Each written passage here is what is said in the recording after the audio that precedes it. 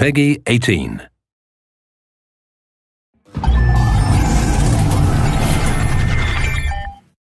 Hello everyone, I'm Colin Graham. I'm the animation director on Watch Dogs, and today I'm excited to present to you a vertical slice of the Watch Dogs free roaming experience.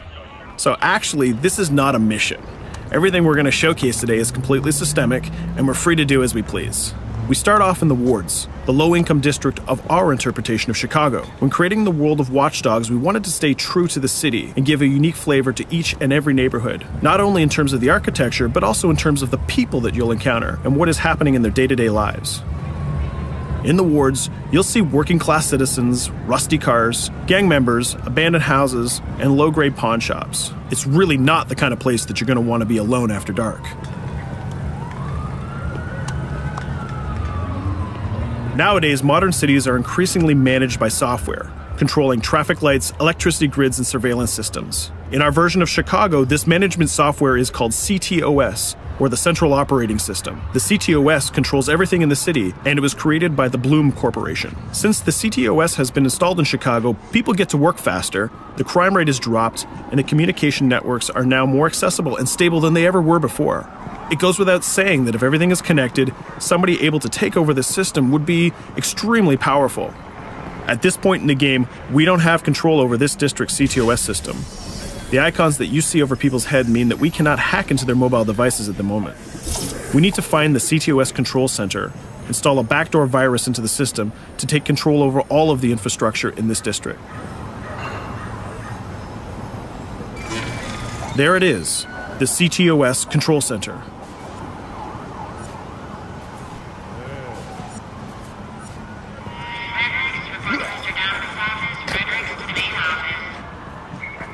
Watch it. You're walking someplace you got no business. It's heavily guarded. Let's see if we can find the server access codes from a distance. With cameras, we can explore restricted areas without being spotted, tag different guards, and access details on their lives. What the hell is she doing with that weasel motherfucker? It seems that Bloom employees all have a sort of shady past. There it is, the access code to the server room. Unfortunately, we can't access the server via the cameras. We need to sneak inside. One thing that was really important to us when we designed Watch Dogs was to fully support different player styles. Every situation in the game can be tackled the way the player sees fit. In this situation, we can go all out guns blazing, completely stealth without the guards ever seeing us, or we can hack from a distance without ever setting foot inside the restricted area. Let's hack this forklift. Aiden can use the environment to distract and lure guards. Pretty much anything you hack has multiple functions. So, for example, you could use this forklift to access the roof, or you could use it to create cover. Hacking in Watch Dogs is all about player expression. Let's set an improvised explosive device so we can hack it a little bit later.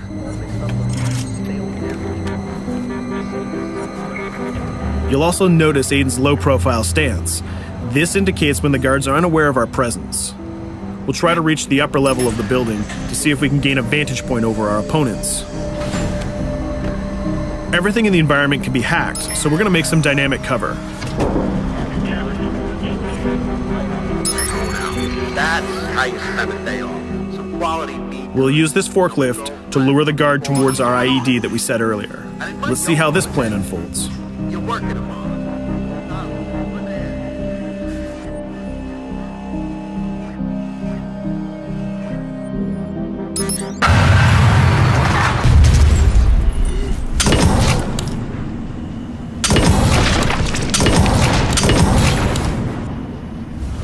What you just saw is called focus. It represents Aiden's analysis capabilities and his quick reflexes. This gives the player more time to combine core game mechanics together, such as shooting, hacking, and driving, in order to handle more complicated situations.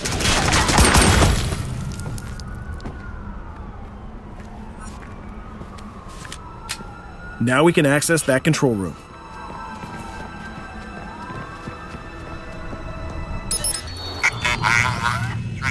Drop 2, 5.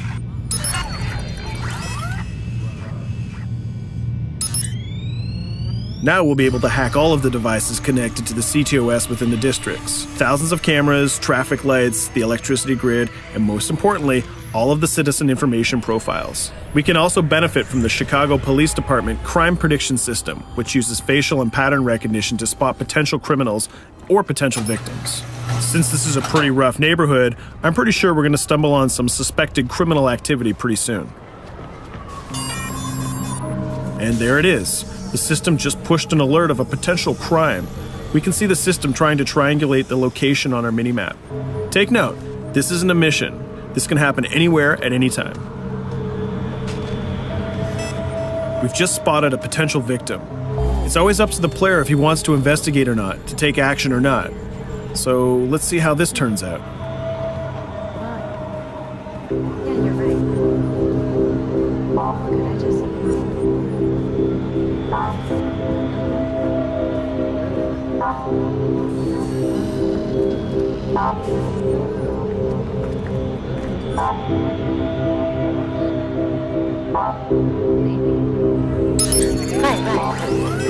You think you're leaving me? Huh? Jesus, I told you to stay away from me! You belong to me now. Get it? You better leave or I'll call the cops!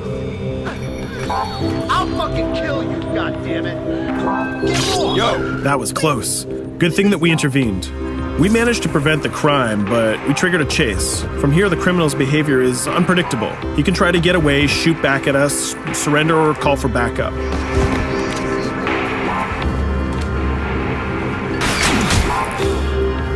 It seems like he decided to get away by car. Let's chase him down. In Watch Dogs, we have a wide variety of vehicles. Each one of them has their own unique properties and handling. Let's see how we can use the CTOS to our advantage to neutralize this criminal and leave the cops to deal with him later.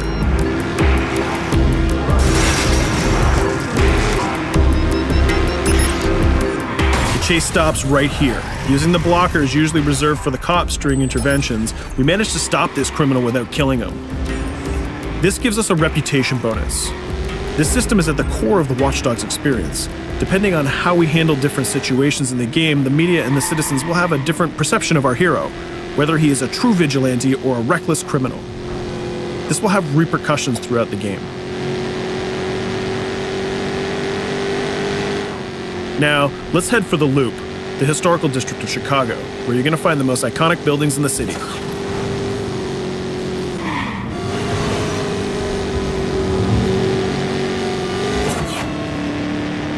We're going to go to a gun shop to see what arsenal is available for players.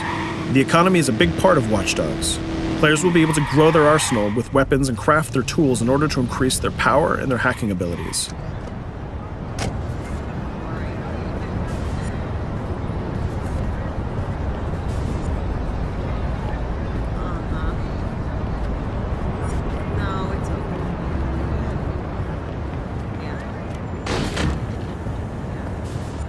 You will find all of the weapons that you would expect in a traditional shooter. Pistols, assault rifles, guns, sniper rifles, and grenade launchers, just to name a few. A lot of bullets were fired in our last encounter with the CTOS guards. Let's stock up on some more ammo. Finding everything.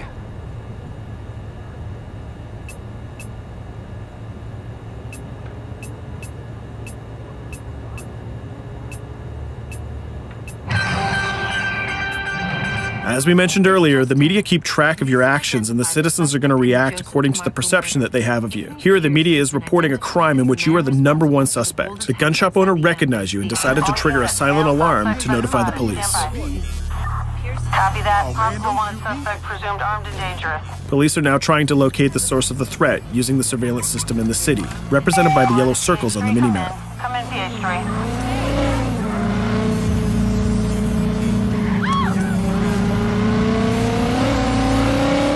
Aiden is able to stall their efforts by hacking into their communication systems while avoiding the scanning areas.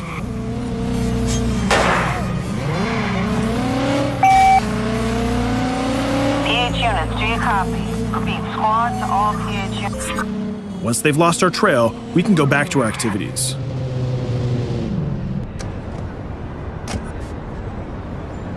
One thing that Bloom did to win over the population of Chicago with the CTOS project was to install free Wi-Fi hotspots throughout the city. Free Wi-Fi is cool, but not very safe with someone like Aiden Pierce around. Hacking into this box is going to give us access to every device that's connected to it. So let's see where that brings us.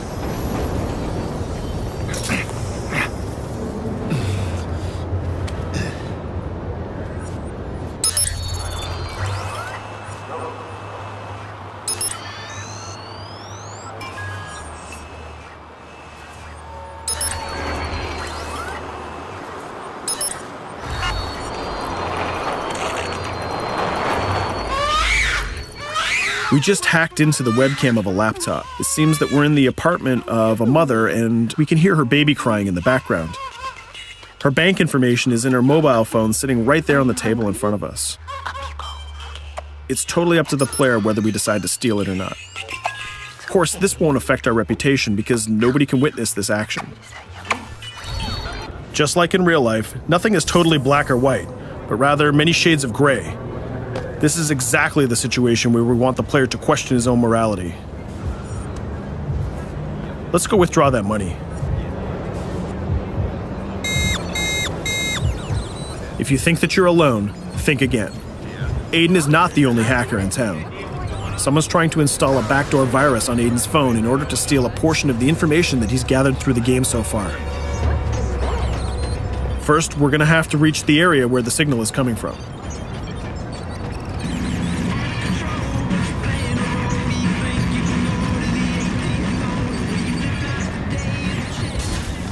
Using our profiler, we're going to try to identify the hacker before the installation finishes.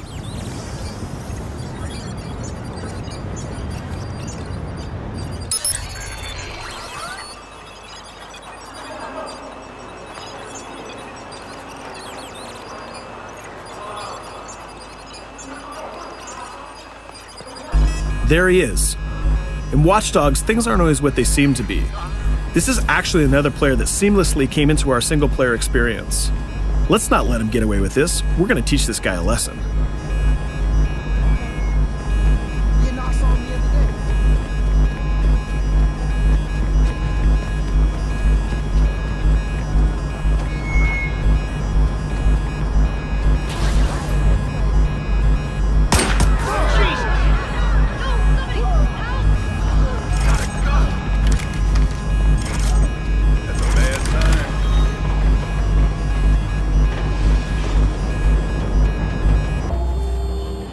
We stopped the hack, but the hacker managed to get away. I don't know about you, but we can't let this pass by. We need to retaliate. Using the grid, let's see if we can find that second player. There he is. Let's enter his game seamlessly.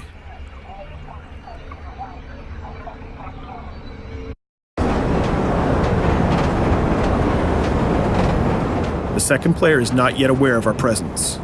If we act carefully, he might think that we're one of the many NPCs in the city.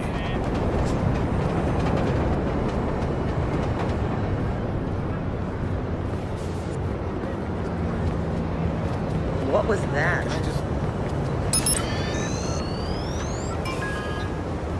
So let's find a place to hide and start hacking. What's going on?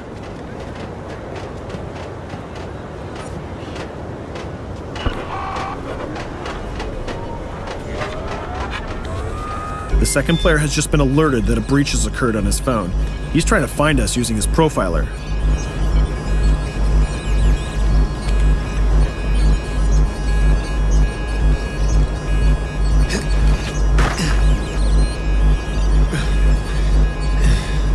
He's dangerously close. Let's hide in the car. We're spotted. Let's get out of there.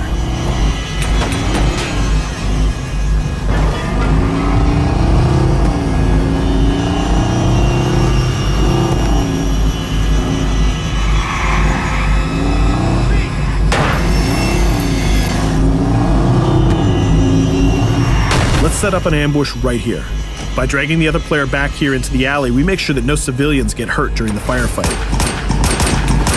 We didn't succeed in hacking the second player, but we did get a little bit of revenge. So that's what we have time for today. We hope you enjoyed our quick gameplay session. Stay tuned for more about Watch Dogs.